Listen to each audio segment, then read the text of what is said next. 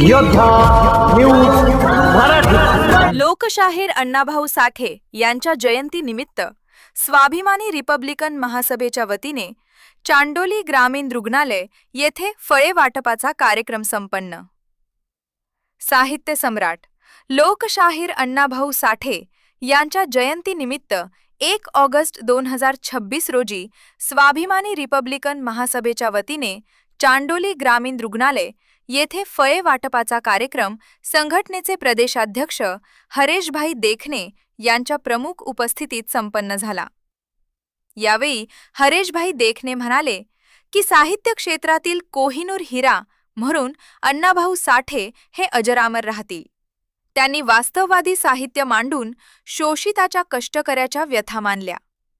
संयुक्त महाराष्ट्राच्या लढ्यात त्यांनी प्रबोधनाच्या सांस्कृतिक चळवळीत ठसा उमटविला।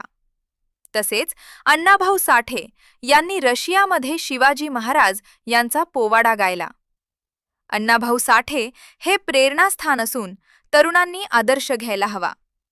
तसेच कैलास केदारी यांनी प्रबोधनात्मक केले। अण्णाभाऊ साठे यांचे साहित्याचे सर्व तरुण वर्गाने वाचन करायला हवे असे आवाहन केले। अण्णाभाऊ साठे यांच्या जयंतीचे औचित्य साधून येत्या 9 ऑगस्ट 2026 रोजी मार्केट यार्ड राजगुरुनगर येथे स्वाभिमानी रिपब्लिकन महासभेच्या वतीने मोठ्या कार्यक्रमाचे आयोजन करण्यात आले असून सर्वांनी उपस्थित राहावे असे आवाहन विकास शिंदे यांनी केले। यावेळी विकास शिंदे, गणेश पाटोळे, सोमनाथ लोंढे, हेमंत पाटोळे, सोनम शिंदे, श्याम पतंगे, पत्रकार निरंजन खंडागळे तसेच ग्रामीण रुग्णालयातील डॉक्टर व कर्मचारी व कार्यकर्ते मोठ्या संख्येने उपस्थित होते इत्यादी उपस्थित होते। या बातमीचा आढावा घेतलाय आमचे योद्धा न्यूज मराठीचे संपादक नारायण सूर्यवंशी यांनी। रिपब्लिकन पक्षाचे जे पॉलिटिशियन्स आहेत ते सर्व इथे फळवाटप करण्यासाठी आलेले आहेत। तर आज अण्णाभाऊ साठे जयंती निमित्त त्यांचं सांगायचं तर त्यांचं महिमा खरंच सांगायचं तर खूप जास्त आहे। त्यांच्या आज जयंती निमित्त सर्वांना शुभेच्छा। आज या ठिकाणी चांडोली ग्रामीण रुग्णालय या ठिकाणी लोकशाहीर अण्णाभाऊ साठे 106वी जयंती आपण साजरी करण्यात आलेलो आहोत। तरी अण्णाभाऊ साठे यांच्या सांगायचं झालं तर त्यांनी त्यांच्या लेखणीतून सर्व समाजाला प्रवृत्त असे करणारे कादंबऱ्या, लेखक, पुस्तकं लिहिलेले आहेत। तरी आपण या ठिकाणी लोकशाहीर अण्णाभाऊ साठे जयंतीनिमित्त स्वाभिमानी रिपब्लिकन महासभेच्या वतीने फळवाटप करणार आहोत।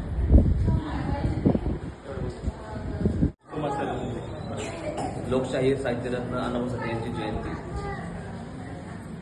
खरं तर अण्णाभाऊ साठे हे त्यांचं जरी शुद्ध नाव असलं तर त्यांचं खरं नाव तुकाराम भाऊराव साठे। त्यांचा जन्म हा 1920 साली वाटेगाव या गावी तिथं झाला। अण्णाभाऊ साठेबद्दल थोडक्यात सांगायचं झालं तर रशियामध्ये छत्रपती शिवाजी महाराजांच्या संदर्भात सर्वात प्रथम पोवाडा आणि माहिती सांगणारा आवलिया त्यांनी रशियामध्ये गेल्यानंतर त्या ठिकाणी त्यांनी त्यांच्या लेखणीतनं, त्यांच्या आवाजातनं, त्यांच्या पोवाड्यातनं छत्रपती शिवाजी महाराज सांगितले। आज शोषित, दलित, कामगार बऱ्याचशा अशा समाजाकरता अण्णाभाऊ साठेंचं कार्य फार मोठे आहे। खरं तर घरची डाऊन असल्या कारणाने त्यांना शिक्षण जास्त घेता नाही आलं, परंतु जे कमी शिक्षण घेते त्यात त्यांना त्यांचं जे लेखणी ही वाचण्याजोगी अतिशय मार्मिक अशी लेखणी त्यांची। फकीरा या त्यांच्या कादंबरी करता महाराष्ट्र शासनाने त्यांना एक पुरस्कारही जाहीर केला होता।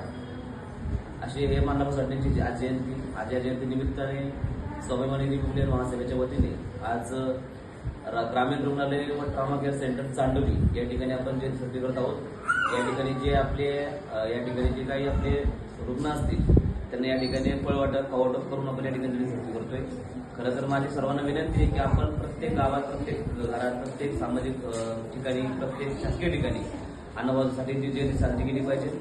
एवढं बोलून मी थांबतो। जय भीम, जय भारत, जय श्रीराम। अवघी 1.5 दिवसाची शाळा शिकणारे अण्णाभाऊ साठे यांनी ज्यांनी उच्चभ्रू असं शिक्षण घेऊन सुद्धा ज्यांना शहाणपण आलं नाही अशा लोकांच्या खोबाडे घालण्यासारखं झाले।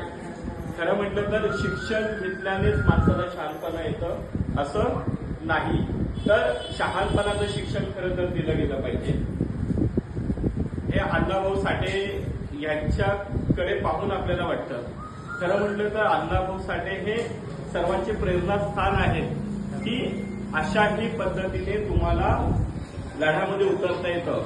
त्यांनी त्यावेळेला संयुक्त महाराष्ट्राच्या लढ्यामध्ये त्यांनी योगदान दिलं.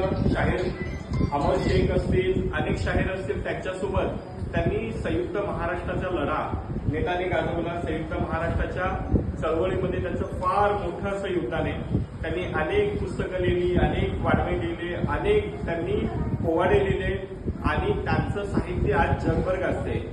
रशियासारख्या ठिकाणी, मॉस्को या ठिकाणी त्यांनी त्यावेळेला शिवरायांवर त्यांचा पोवाडा गाजला. म्हणजे रशियाच्या लोकांना सुद्धा सर्वप्रथम छत्रपती शिवाजी महाराज हे आहे. आणि लोकशाहीर अण्णाभाऊ साठे अशा समाजातून येतात जो समाज दीनदुबळा आहे किंवा मागासलेला आहे, तरी सुद्धा अशा समाजामध्ये येऊन त्या समाजाचं प्रतिनिधित्व त्यांनी केलं. त्या समाजाचं प्रेरणास्थान खरं म्हटलं तर अण्णाभाऊ साठेंना पाहून प्रत्येकाने स्वतःमध्ये बदल केले पाहिजे, परिवर्तन केलं पाहिजे, या व्यवस्थेच्या विरोधात लढलं पाहिजे. खरं म्हटलं तर आपण पाहिलं तर शिक्षण व्यवस्था ज्यामध्ये जे शिकवलं पाहिजे ते शिकवलं जात नाही अशी शिक्षण व्यवस्था आजच्या काळामध्ये आहे. परंतु तुम्हाला शिक्षण न घेता सुद्धा तुम्ही ज्ञानी बनू शकत नाही असं नाही. तुम्हाला जे व्यवहार ज्ञान आहे त्या व्यवहार ज्ञानाच्या जोरावर तुम्ही लोकांना शहाणपण सांगू शकता, तुम्ही चांगल्या पद्धतीने वागू शकता. आपण पाहिलं असेल की अनेक जण चांगलं शिकतात, मोठमोठ्या पदावर जातात, परंतु त्यांच्याकडून आजही हवं तसं नैतिकता आज कुठे राहिलेली नाहीये. तर खऱ्या अर्थाने त्या काळातली लोक आहेत त्यांच्याकडे नैतिकता होती आणि नैतिकतेच्या आधारावर त्या लोकांनी तो काळ गाजवला. प्रत्येक शतकानंतर एक महापुरुष जन्माला येतो. प्रत्येक शतकामध्ये 1-2 महापुरुष येतात. असं प्रत्येकाला महापुरुष म्हणता येत नाही. तर त्या काळातले महापुरुष तर अण्णाभाऊ साठे हे होते. आणि त्यांनी अण्णाभाऊ साठेंनी जे साहित्य क्षेत्रात जे उल्लेखनीय असं कार्य केले, प्रत्येक जण त्यांना म्हणजे जोपर्यंत चंद्र सूर्य तारे आहेत तोपर्यंत अण्णाभाऊ साठे हे नाव कायमस्वरूपी राहणार आहे. तरी पुन्हा एकदा मी स्वाभिमानी रिपब्लिकन महासभेच्या वतीने लोकशाहीर अण्णाभाऊ साठे यांच्या 106व्या जयंतीनिमित्त आपल्या सर्वांना जे शुभेच्छा देतो आणि त्यांच्या प्रतिमेसमोर नतमस्तक होऊन अभिवादन करतो. धन्यवाद. मी योद्धा न्यूज मराठीचा संपादक नारायण मनोहर सूर्यवंशी. रोजच्या खात्रीशीर बातम्यांसाठी पाहत रहा आमचे न्यूज चॅनल. आजच सबस्क्राईब करा, व्हिडिओला लाईक करा आणि शेअर करा. धन्यवाद.